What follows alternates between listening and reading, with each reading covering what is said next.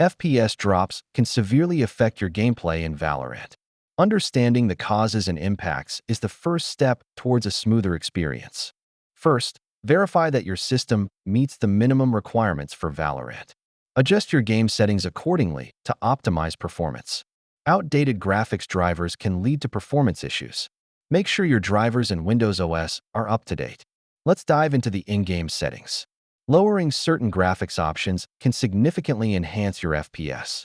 Background applications can consume valuable resources. Close any unnecessary programs to free up CPU and RAM. Ensure your power settings are configured for high performance. This can make a substantial difference in gameplay. Sometimes game files can become corrupted. Use the game client's built-in feature to verify the integrity of Valorant's files.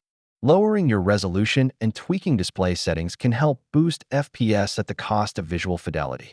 If you've tried everything and still face FPS drops, it may be time to consider hardware upgrades like adding more RAM or upgrading your GPU. To recap, by following these steps, you can significantly reduce FPS drops in Valorant. Check the description for additional resources to enhance your gaming experience.